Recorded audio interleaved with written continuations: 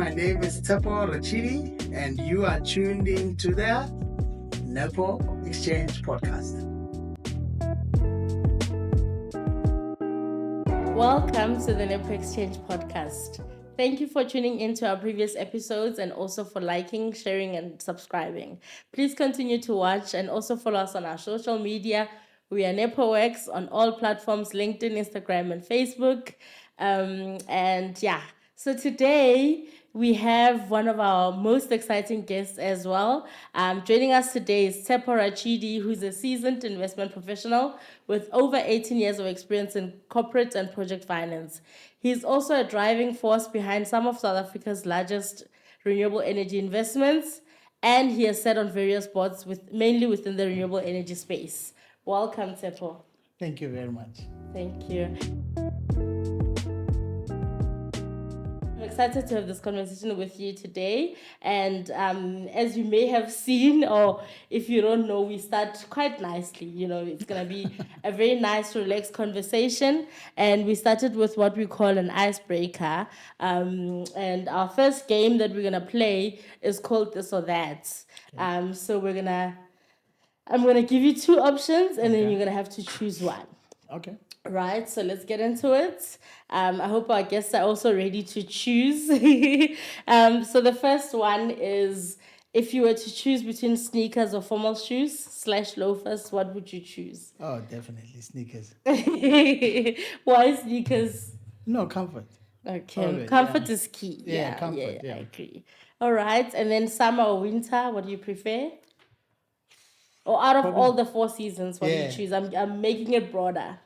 No, I think definitely summer. Okay. Yeah, you can do a lot more in summer. Yeah, I also feel like you can be out there in summer. I'm a winter baby, but I do think summer is cooler. Yeah. Okay. And then gospel or jazz music? Why only those two? You can share any other one. The nice thing about NepoXchange is that we don't really restrict. Okay. So good. You can choose. The game is nice to have 2 options and choose from one. But if you have more and you have different genres that you like, let's chat. So I think, look, out of those two, definitely leaning towards more jazz, right? Okay. Unfortunately, not gospel. All right. But I think if I were to say my natural go-to, it would be R&B. Okay. Yeah. All right. Okay, that's cool. And then, do you like Kaizer Chiefs or Pirates? Orlando Pirates. Why do you look so Because I think I'm trying to be a surviving cult member. I already know your answer. We already know your answer. I know. We've had enough. We've had enough. Yeah, no. It's unfortunately at the moment it's Kaizer Chiefs. We've had better days. That's sad that it's you have to say unfortunately with the answer.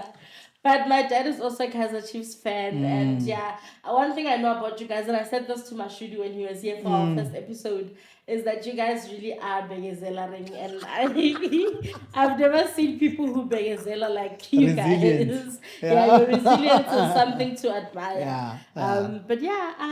Hopefully in one of the next seasons. No. We hope. We stay in hope. No. All right. Okay. So moving on to our next segment or game, we call this one 2 Truths and a Lie. So I would like for you to give me 2 truths and then 1 lie. Then I'll have to choose which one is a lie. Okay. About me, right? Yes, about you. About you. So 2 things about you and then 1 lie. Okay. So let's talk about maybe today. Today I actually changed a tire, a double puncture. Okay. This morning on my way to. The second one would be, I suppose if strange enough, if my dad had married my mother, biological parents, my surname would be Harris. Okay. The third one.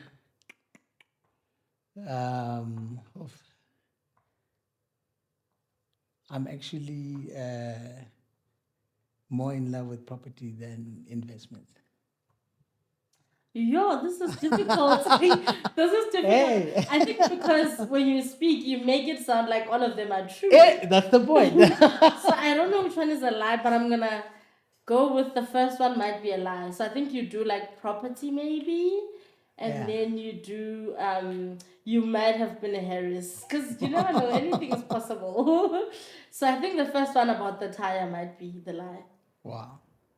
Am I right? You are actually spot on. I feel like I keep getting them right. No. But look, I kind of threw you a hint, right? Yes. So, I mean, I said I changed the double puncher. You only have one space, so you can't really change the double. I did very change bad your. with Oh, is it? Yeah. So that I I'm think that very was bad with that was the cars. hint that I tried to throw in there, but you picked it up. So I'm very no, bad well with done. cars. No, well done. Yeah, so I would have people helping me with the tires. So I wouldn't know. I did change the tire this morning, actually, but Okay. it wasn't a double puncher, so I just. But that was actually quite great. Well done. Alright. No, I feel like I'm very good. I must start Have you got all of getting them? a prize for getting these things right. Okay. Yeah. So the next one is what we call mean tweets Yeah. / industry stereotypes. Okay. So for this one, the stereotype says investment professionals only care about spreadsheets and return on investment. Would you say that is true or false? Look, yeah, a certain part of it could be true, depending on, for instance, what level you are in, let's say, the profession, right? Okay. So, I mean, if you're an analyst, I think that's pretty much your life, right? You're looking into a spreadsheet and you're trying to calculate, and one of the major sort of aspects that you look into when you are investing is the ROI. So. Okay.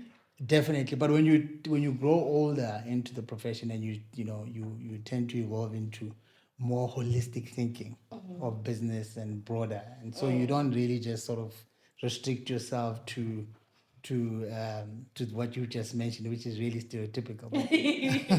Yeah. Yeah. Okay, all right. And then what is the one item that's on your ticket list that like something that you would like to tick and say I've done this and I've enjoyed this? Okay. I like the ticket list. Yeah, Mashudu helped me. Oh, with Mashudu that. is okay. I said it's not a bucket list. Bucket list has a negative Isn't it? connotation. So let's call it a ticket it almost list. suggests the end, right? Yeah, I don't know. yeah. You're right. Okay. So if we're talking ticket list, as you put it, there's so many. There's actually a lot, and I don't know how people. Give me maybe 3. Top 3 or top 5. Top 3. No, it's fine. Let me give you an exciting one out of all of them. So I've always wanted. So I'm not a Formula One sort of watching or fan, so to say, but there's one particular Grand Prix, the Monaco. Monaco one, Yeah. yes. Are you a fan? I'm not, but just like you, I think the experience when you see it and how people look and seem to be enjoying it, I would also just want to be part of the. I think you just want to be part of the culture and the vibes. But also even when people tweet and post about it, like on the day of the game, like it makes me curious. It's just like with tennis for me, like the way people talk about tennis and enjoy it, and like I always want to be part of that culture. I always feel like I was more immersed and like knew what this. So I get you about Monaco. No, absolutely. But for me in particular, when you watch that race, there's always like these people who are watching it from their boats and their yachts. Yes, I've seen that. And I've just always wondered like what level of success do I have to get to. I saw one content creator from South Africa that recently went there. Yeah. It was part of a partnership, I think, with an airline company and the Grand Prix, and she was there, and she was also watching it from a boat, like all of that. So I see what you mean as well. And the novelty has to be your boat. It has to be your boat, right? So it can't be a rented. So I think that definitely would be a nice tick. Maybe that's an exciting one to pick. That's a beautiful one. Yeah. I think it's also exciting, but it's also something very nice to aspire to want to. Yeah. All right. Okay. So we're gonna close our first segment, our icebreaker segment, with the last question. If you could have one superpower for a day, what would it be and why? Superpower. So it could be anything, huh? Yeah. look, okay. Look, if I were to answer that, let's be as relevant as we can for now, right? For the time. So we're in Easter, right? Yeah. I'm from Limpopo. Okay. What happens year in and year out on the roads? Yeah, It's that's just true. it for me. It's mind-boggling how that can repeatedly happen, and we have powers that be that can really change that. So if I were really have given all the, let's say, the powers I wanted to have and want to be relevant for the time being, I would just want to be, whether it's a minister or a president for that weekend, right? With all the relevant powers, just to make sure that, there's not the carnage that we are used to. Almost 500 people dying in a weekend. It's actually That's quite insane. extreme, right? Like they say, we're living in almost like a worse than war zone type of casualty when you talk about death in this country. But the reality is, I don't know, maybe I'm being simplistic in my thinking. It doesn't take much. It probably will cause a lot of inconvenience. But my thinking, right? Every 50 kilometers, a manned toll road. So literally, you will not be able to drive more than 50 kilometers without engaging a toll road. At the toll road, it's quite simple. We eliminate two things, right? With accidents, there's always two things. It's a human factor and a vehicle factor, right? So with the human factor, behavior is an issue, right? Most of the time, behavior influenced by what you actually take it into your system. We know what we're talking about, right? So every time you get to a toll road, every 50 kilometers, you can expect, and this is not by what we do now, the sampling type of, this car looks nice and we stop this one and then the taxi always gets stopped. No, every single driver, every 50 kilometers, you get tested, breathalyzed. There's a camera watching the situation, so you don't have the cold drink kind of corner scenario. That's out the picture. And what you want to do is make people realize that, yes, it's highly inconvenient, but we are going to be inconvenient and all try to be back home after the weekend. I think that's it. So you literally man those, and you can even have an inspection check when the car stops at the toll gate. I mean, if Grand Prix can change tires and all of that in seconds, why can't we have enough people just to check a car quickly? It's eye inspection type of things. Is the tires okay? All of that, and maybe even to add to that, I don't see why we have to have like speed cameras at every sort of single point on the road. You should know that every time you actually drive over 120, I think it's 130 because you get 10 kilometer. Yeah, you get a grace period. So you should, as long as you know, okay, that every time you drive over 130, you are going to get a ticket, or you're going to be stopped at the next toll gate, which is only 50 kilometers away, and you're either your car going to be impounded, you're going to get a ticket, your license gets taken, something is going to happen to you. If you know that that's going to happen for a fact, regardless whether it's night, day, whatever. I don't see the level of misbehavior that happens on the road happening. And I think the aim would be to say, look, guys, unfortunately, you're going to take a lot more hours on the road. But the aim is to make sure that, so that's the kind of superpowers I would want to have. And just see my people going to Limpopo safely and coming back, in one piece, and then, hopefully have less carnage. Yeah, so I think that's such a nice way to close out the first segment, and the reason why I initially giggled when you said that is because I'm from Limpopo too, and I know what you're talking about, but I was also thinking about the initial stereotypes people have to say everyone is always on the N1 going home, so that's why I initially giggled. But you're right about the unsafetiness of the road and the accidents that we do get to experience. So I think if we could have those measures in place, or some of other precautionary measures in place, that would really, really help. So we're hoping that our governments and the right entities will listen and hopefully make it happen one day. One of these days, make it happen. And some of these things are quite simple. Maybe we are being simple in our approach, but honestly speaking, the reality is new people come into these sort of powers and they continue with just the same things. And instead of bringing I think change, rather do something that is drastic. We're all feeling inconvenience, but at least do something. Let us feel it. And then if it doesn't work, then I think you'll get credit for it just having done something, not just like let the The clock same tick. thing. No, that's yeah. So that's my yeah.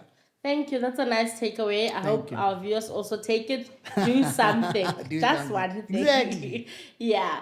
All right. Okay. So getting into our second segment. So this is where we get to know you a bit more. And yeah. So the first question is, where did you grow up? You already mentioned that you're from Limpopo. So just take us a bit into where you grew up and what are some of the biggest influences from your childhood. Okay.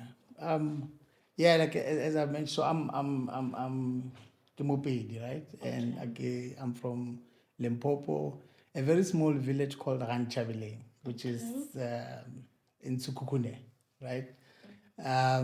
Which is almost like an hour out of Polokwane, just to give you a sense of direction. Yeah.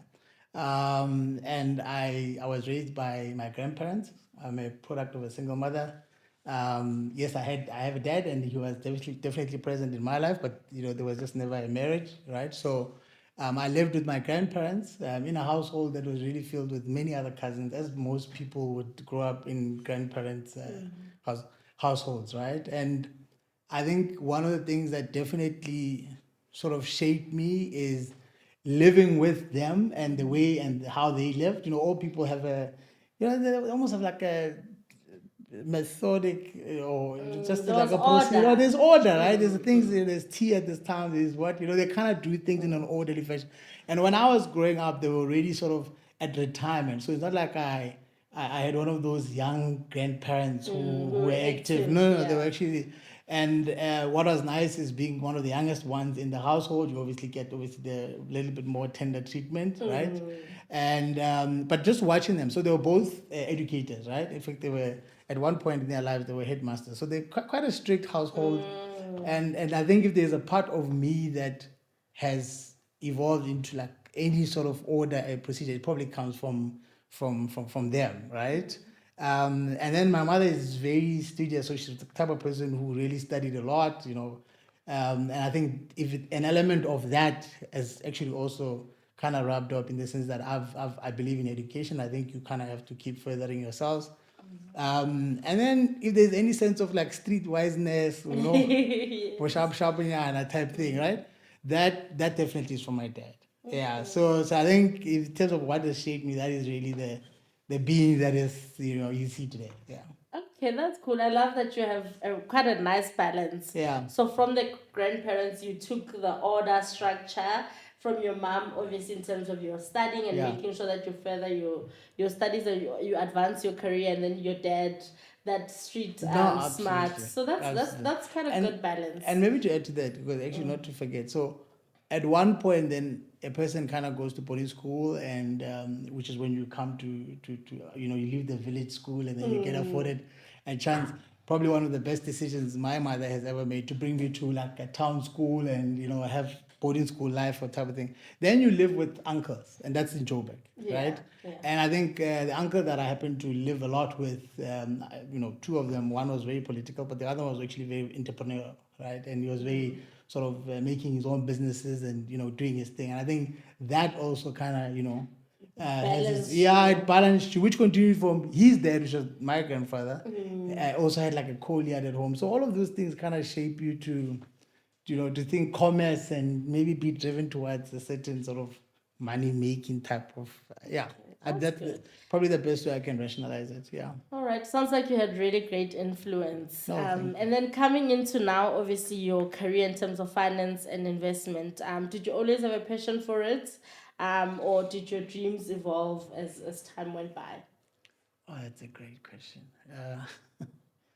I don't think I always had a passion for it. No. So I it think wasn't your thing in high school, you're like, I'm going to study finance. Or maybe let's say, like, because some people figure it out early, some figure it out like at the last minute. I think mine was definitely last minute. Okay. There were some, you unfortunately, and this is probably the one thing that I hope I can change about how any young person who I'm involved with in their lives, whether it be my kids, I think we necessarily don't choose careers based on, let's say, passion and love, right? It's kind of like what's functional, what's going to help me, make the next buck or make a big buck. They actually move me like serious alpha from where I am to like a next phase of life or be a different person.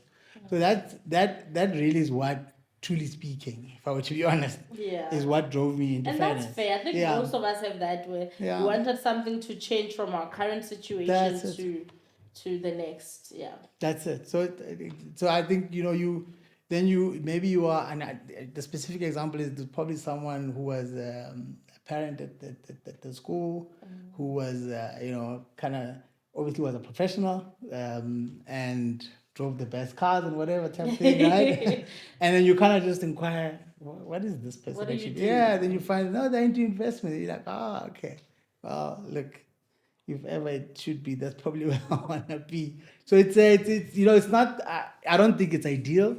I think it's probably, I have a long view, I have a very huge view, or a very extended view around how that impacts us and how we are limited in our success just based on the choices we make. And all of these are derived from the past, unfortunately. And not that I want to linger on that, but yeah. Yeah, no, I get you. And coming to our next question, we're going to talk about books. So I've read, and unfortunately I'm very bad with self-help books, but I've read, and I'm halfway or somewhere, and I left it last year. So I don't know if when I'm saying I'm halfway, I'm going to pick it up. But I've read the book by Oprah and this other psychologist, I forgot his name. It's called What Happened to You. And the book basically looks at every moment in your past life that has kind of shaped the decisions and where you are in life. And it kind of also has different scenarios that it sort of tells you about something that happened in your upbringing that you don't even think about, but when you look at it, you realize that that's what made you think this way. It's literally called What Happened to You. And when I read it, like almost every chapter, every page, I would think of things that have happened in my life, and I was like, okay, that makes sense. This is why I'm this way, or this is why I view things in this manner. Wow. So yeah, so so I think from that point of view, from what you're saying in terms of choosing your career and having your life be the influence in terms of what you chose, like it just gets to that. So yeah, getting into the next question, as we're talking about books, what book has significantly changed the way you view life, or influenced you rather? Oh, yeah, another great question. Okay, so book, and that's, I find I don't really read a lot for leisure, That's fine. Yeah. But one book that, and I read it quite a long time ago, it probably back in high school, and really influenced by my uncle, as I said. He was a Black consciousness leader, right? And so at one point, got to a point where you read this book by that Bantu Biko, right? And there's just so much in that book that I think provides beacons for us to really aspire to, right? And it probably speaks as well to the point we've just made, which is, well, at least, okay, maybe let me say this. So in the book, one of the quotes that I made in the book is about, I don't know how to really paraphrase, it's been a while ago, but the way it says, it's almost like he said, you can beat me, jail me, or even kill me, right? But what you're not going to get is to make me what you want me to be. I think that is just so profound, because, and it's relevant for that time, it's relevant for us now, because really maybe the struggle is not over, as we've just mentioned a lot of things there. But even the day when, I think even if you are European, that's something that you can find meaning in. Yeah, for anyone. I think identity is important. It's very important, There's nothing anybody can change out of for you to have a different identity or character. That's it. And more importantly, look, regardless of, so for the kids, and for, at least for my case, what I would love to depart from that is that, look, regardless of what life throws at you, right? Hardship, whatever it may be, the kitchen sink, whatever it may be, right? Don't let that determine who you're going to be, right? Like, you got to have the core, and that core mustn't be swayed by the wind. yeah. And I think that for me is very important. And it speaks to the same point that, look, if you really know yourself, or you strive to know yourself, you'll end up in a profession that you really love, right? And when you love something, that's how you actually tend to invest more time into it without feeling it, because you enjoy it, right? So, and if you can do that, then you really become a star at it. And, competition becomes very easy for you because you are, and which is why, I still think we have a lot of very talented, and I speak for people of our color, and Black people in this country who are very talented, but are actually not doing their first or passionate love. Yeah. And for that, it just has a line of limitation. Because every time, when you start clock watching and you're sitting at work, and you got a great job. You got a great job, right? When when am I going home? When is it 4:30? Exactly. Yeah. That's a sign. Yeah. Or even when it's difficult to wake up and get up, and for me, sort of in every job that I've been, when I start having that feeling of like, when I wake up, that's when I know it's time to reevaluate. It's either reevaluate my approach or reevaluate the environment and see what is it that makes it difficult for me to wake up. And I think it's for everyone. You have that consciousness that helps them. So it's great to have Conan you read that book that kind of like gives you that that identity is quite important. So then coming into sports, we spoke earlier about Kaizer Chiefs and Pirates. So are you into any other sports? If it's still soccer, like other teams that you enjoy, your favorite sports player or athlete, and who is it? If you are able to sort of elaborate. Is it? No. So currently, from a sport point of view, I'm into this new wave of paddle. Okay. Yeah. Funny enough. I played paddle for the first time on Is Saturday. it? No. I think that is actually an interesting. So if you've ever played tennis before, I think paddle just brings it takes away all the things that used to be like about tennis, they serve you the ball, it goes past you, it's a point, it's gone, that's it. So I played it for the first time. It was my friend's birthday party, and that was her theme for her birthday. She's into fitness now, and that she was very strict. We're not doing anything hectic. We're playing paddle, and so during the day we played paddle. And it was my first time, but I was making everyone laugh on the court because I kept calling myself Serena. I'm new and I'm learning, but I kept calling myself Serena Williams. And I said, I know it's paddle, it's not tennis, but I'm still Serena. For sure. So I get what you mean, that I think if you know the rules of tennis, you can paddle. No, you can. And like I said, it's just a more convenient... and obviously it suits the age. And so I think now that's a sport but one can't divorce the fact that soccer is always is the center sport for most guys. Unfortunately, it's very stereotypical. I think if I were to speak like about a specific sort of sports person, soccer. Actually, I used to love Dr. Khumalo.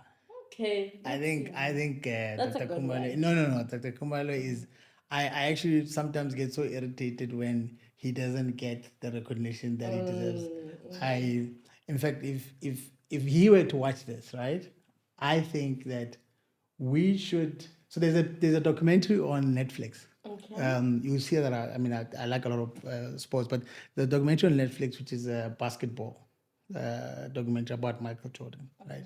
It's a 6-part documentary, and I think it's probably one of the widely watched sort of documentaries on sport, right?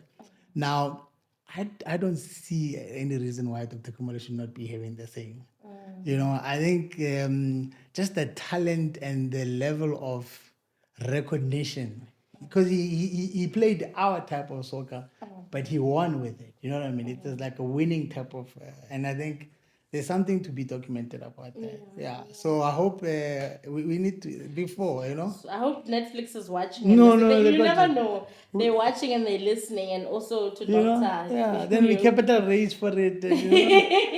Yeah. So we hope that comes to life. I do agree with you that we do have some of our legends that sometimes people sort of don't recognize as much, don't give them the recognition that they deserve. So I do agree with you on that. Yeah, a little Betty told me that you like traveling. Is there a destination that has captured your heart that you still want to visit? Well, apart from the Monaco scenario, right? Apart from Monaco, yes, for the Grand Prix. I think I would love to go to India. I've never been to India. And I mean, with the job that one does, you get to travel a lot. And unfortunately, I've never really invested in continents beyond, let's say, our continent. And maybe in some instances, you can maybe add Mauritius and Europe, right? But not enough of, like, the Asian type of country. So for me, I'm very fascinated by India for some reason. And I think for a next destination, that's definitely a must. Yeah. All right. Okay. I hope you get to go to India. No, must. Yeah. Yeah. And then just take us through your educational journey. We spoke about what motivated you to go into finance. And you said that it wasn't planned. But so what did your educational journey look like? So I obviously did the whole primary, secondary, went to varsity. My studies were Bachelor of Business Science at the University of Cape Town. That's where I studied. And my majors were in economics and finance honors, right? So it's a 4-year program that comes embedded with an honors qualification. And obviously went on to, let's say, plow my trade for a little bit, and kind of realized that you don't really move much in the corporate world, especially finance related, unless you really beef up beyond just let's say undergrad or honors level. So I went back and I did an MBA. Very boring, same university. I doubt it was boring. No. Yeah. Well, people just always say, why the same? But yeah, it worked for me, and sometimes it's nice just to do what you know. And obviously over time just did a couple of other things, management programs, mini MBAs, and all of these type of things to keep yourself abreast with new things, right? But yeah, then obviously now in the investment world is where I seem to be bucketed into. Yeah. That's some interesting and inspiring stuff. Thank you. So having looked at your studies and now your career, what would you then say is a valuable, a pivotal moment that sort of taught you a valuable lesson? Tough one. You're getting to the tough questions. We're getting to the tough ones. Yes. Okay. So look, I think qualifying out of varsity, one went straight into private equity, and it was just a bit of a luck and let's say sort of like being in the right moment, the right time type of thing, right? Because the belief is that private equity, you kind of have to wait it out and do all these investment environments, and then you're almost like groomed enough to be in private equity. It's almost seen as one of the other sort of elite areas, because in private equity you have to understand the business. You are involving yourselves in matured businesses with very experienced management that know more than like tons of miles more than what you know, but you still have to find a way to add value and grow the business and make an alpha so that your investors can be happy. So that's why I suppose it's always seen as a later type of activity or something that you get into. But I was lucky enough to get into it quite early, and I came in as an analyst with one of the local funds. And one thing that happened, back to your question, which is what was the pivotal moment. So I'd done it was probably about 8 or 6 years of private equity, and decided that look, it's and maybe this links up to why I love property. I think I'm more of a brick and mortar type of individual, right? So I was more interested in building things, and actually having them come up. Because with a private equity, you can buy like an ICT company, and that has maybe very little assets and a lot of intangible value, right? And work with that and ultimately sell it But with the world that I then ventured into, which is project finance, infrastructure type of financing or fund, you are dealing with hardcore brick and mortar. But that change is always feared because if you've done like 6 years in private equity, you're on an associate level, so to say, right? When you go the other way, you almost then can sink and start at the bottom if you don't have good luck. But I think I plunged and I went for it, and really, it's not really necessarily the same thing, but there's the same nuances because it's all investing. And somehow, with the grace of God and all the hard work, one actually managed to, I think have a good stint of success, if I may put it that way. Yeah. So, and which is where the renewable energy sort of aspects come in and so forth. Okay. Yeah. All right. So speaking from all of this, it sounds like it's a quite. Well, I mean, it doesn't sound like it. I can see that it's a high pressure environment. Yeah. How do you stay balanced? Family. Okay. Family. I think being a provider and having that sort of peaceful grounding place helps you always remember what's important. Yeah. And it'll, whether you like the career or not, whether you got into it because you're passionate, you will drive hard. You will drive hard because you understand why you're doing it. Yeah, so absolutely. That's beautiful. Yeah. It's always nice to have family to ground you as well. Absolutely. Yeah. And then would you say you are more of a routine person or you thrive in organized chaos? Definitely not routine. Definitely not routine. Yeah. I think organized chaos is probably the order of the day, without a doubt. Okay. Even my desk doesn't. It doesn't doesn't speak routine and procedure. No, not at all. Okay. Yeah. As long as you get it done, because I'm also like that. Okay. Slightly a bit messy. I do have a to-do list and a routine, some sort of a routine, but it's not. I don't follow it. Yeah. If that makes sense, I get things done. That's important. We get things done. Exactly. All right. Okay. And then, if your friends or people in your life would describe you in one word, what would they say? Yeah, the kind one. Yes, kind one. I think I'm most probably going to be late. Okay. Okay. Right. But I always show up. Okay. Yeah. That's good. And you made it on time today, so. Yeah. Well, after we moved that. I mean, I know we had to move the time, but you made it on time. Exactly. Over time, you kind of understand your system and you kind of see the red flags. And as long as you manage them, you manage them, right? Yeah. The worst thing is just letting it fall off the cliff. I mean, that's. And not communicate as well. Yeah. All right. Okay. So, what would you say is the one thing that people would be surprised to learn about you? Yeah. Okay. So. Yeah, it's a very good question.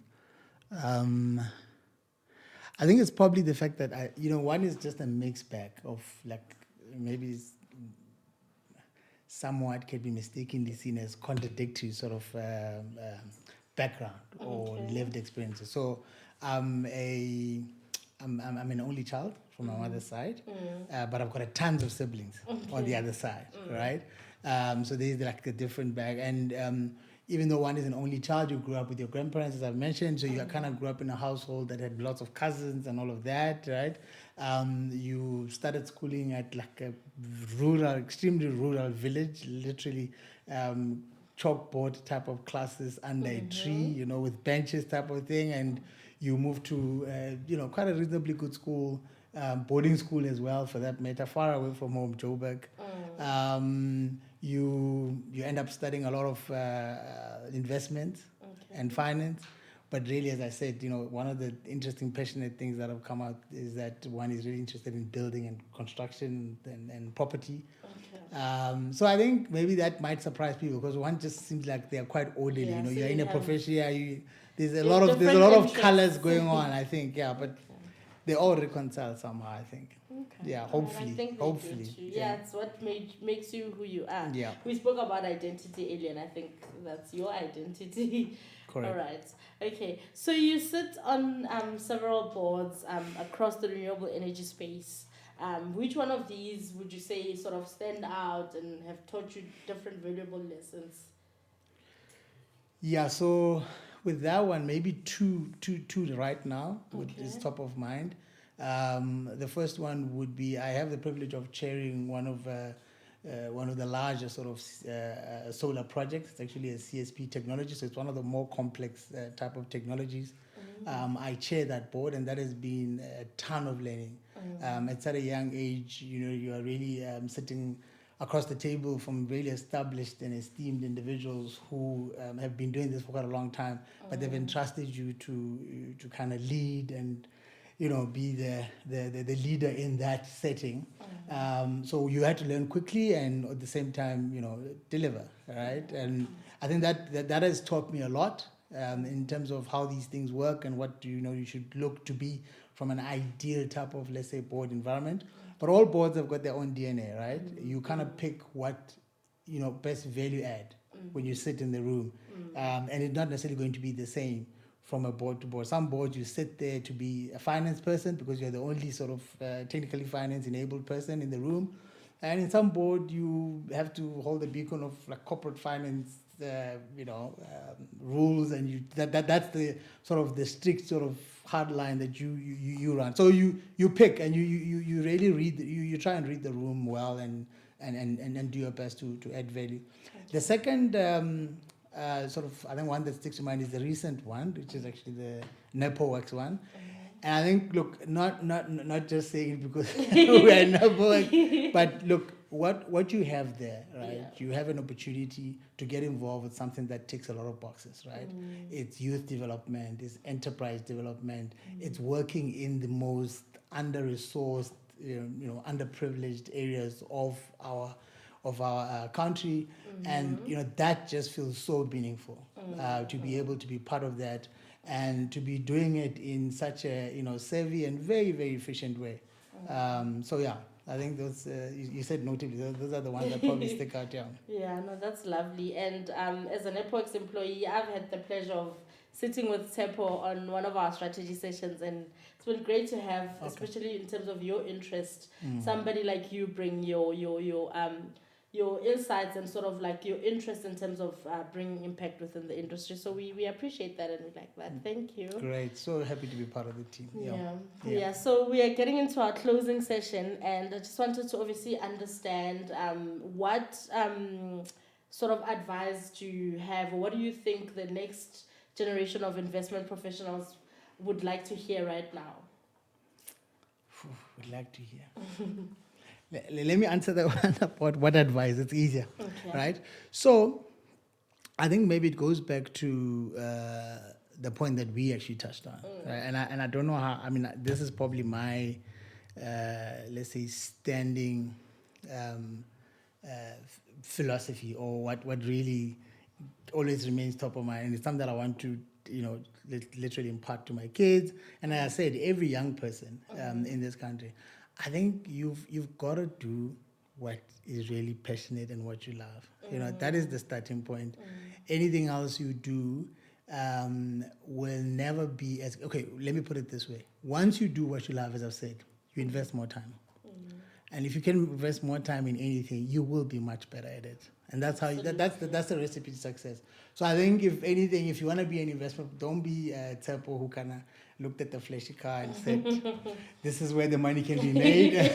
Even though that's also important, of course, in many ways, because we can't ignore that. But really, the way to be successful, I think, is about doing what you're passionate about, because then it becomes easier. Yeah. That's why soccer players are always smiling. Because they're doing what they're passionate about. Yeah, well, those that didn't use it as a last resort, or you know what I mean. There are guys who you can see it. Whether it's in the morning or at night, he's willing to go and kick free kicks, or he's willing to go. That's the guy who's going to be. Yeah. All right. And then, if you had the opportunity to mentor 25-year-old you, what would that look like, and what advice would you give in terms of mentorship to 25-year-old Tshepo? Well, the first one, maybe the last one is still relevant, yeah. But maybe a different one would be, like it will come. Okay. It will come. Whatever it is, it will always come. Just have almost like an investment plan into it, and not necessarily just talking about investment in anything, whether it's a craft, it's related to work, whatever it is. It always comes as long as you keep. You don't allow. The thing that we talked about. You don't allow the environment to change the core, right? So stay to your true sort of intention. Stay to your true self, and it eventually does come. Just keep plowing the investments. Invest into it; it will come. Yeah. Lovely. I really love that, and I hope that young people can also take that advice. Yeah. So finally, on to our last question. What is your takeaway? What would you like to leave our listeners with? I know it's a lot of advice, but if there's one thing you would like to leave our listeners with out of everything that we've just had in the conversation, what would it be? Yeah, I'm going to be a broken record about that one. Really, you've got to... So, we first of all, we spoke about that quote, the Steve Biko quote, right? No matter what your circumstances is, no matter what comes your way, as he said, you can beat me, right? You can jail me or even kill me. And, for me, the importance of listening to him in particular is because he actually died for that cause, right? So you're not talking about just sort of hand-picking advices. You stay true to the cause. And you that's the least you can do for yourself, given all that we are against, right? Stay true to the cause. Don't let the environment change you, regardless of what kitchen sinks have been thrown in your direction. You've got to stay true to the cause, and maybe at some point it will come. Yeah. No, that's lovely. I hope our audience take that. This was such a lovely conversation. Thank you for coming, and thank you for joining us. We do have a token of appreciation for you, and we thank you Freebies, for coming. Yeah. So here you go. Thank you again so much for coming from the Nepoworx team and the NepoXchange team. Thank you. Thank you very much for having me. You can open it if you want to now. Oh, must you open it? Okay.